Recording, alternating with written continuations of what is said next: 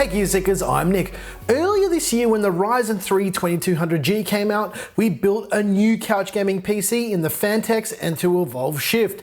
The machine's been pretty good, but I want to start running some emulation stuff on it, so I thought it was time to revisit this build. If you haven't subscribed yet, make sure you hit that button right now and turn on that little bell to receive all of those little notifications, because to be honest, we've had a few people commenting and saying that it's not hitting their sub boxes, so yeah. Make sure you've got that turned on because we upload at least 4 to 5 times a week. So yeah, make sure you're subscribed. In this video, we're gonna upgrade and rebuild Project Ryzenshine so it can play more demanding games and do a little bit more than look pretty.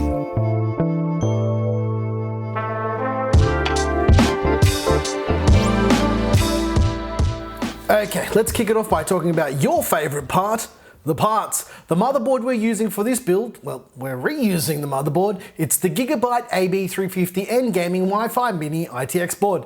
This board is jam-packed with just about everything you'll need for a good couch gaming setup.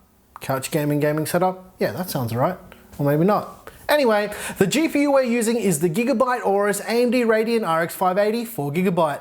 This GPU is pretty perfect for what this system's going to be doing. Anything else would be pretty overkill, to be honest with you.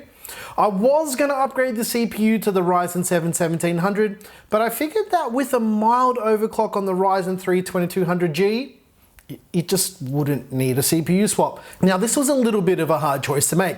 I didn't want to just swap the RAM out and put in a dedicated GPU. I wanted to add some overclocking headroom because the case is super tight to work in and it can only fit a 120mm AIO. I went for the Corsair H80i V2. I had it on hand and I had an AM4 bracket to fit it, so yeah, it made perfect sense. Now the RAM we're using is 16 gigs of Team Group T-Force Nighthawk RGB clocked at 3000 megahertz. I've been using this memory for about a week now and it's really, really good. Okay, Gear Seekers, you know what time it is. We're gonna do a rebuild. Let's get this show on the road. Let's go.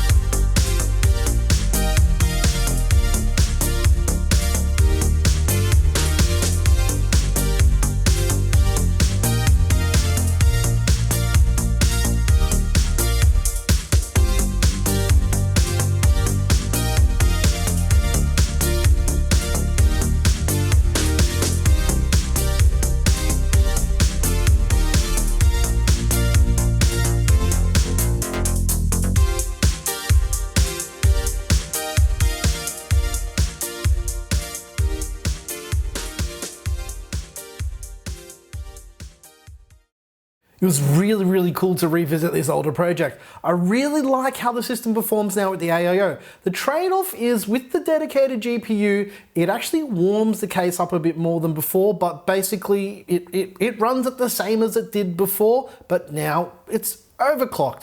And now I wanted to address some of the comments from the original video that we did when we built this machine. The airflow of this case is decent. The top and bottom of this case are open. All of the sides are basically open. If you come to the comment section on our videos and make crazy accusations and saying stupid things like, don't buy this case or buyer beware, you are literally an idiot and everyone thinks you're an idiot. So shh, keep your crazy thoughts to yourself. No one needs to hear your doom and gloom negativity here. There's enough of that on the internet.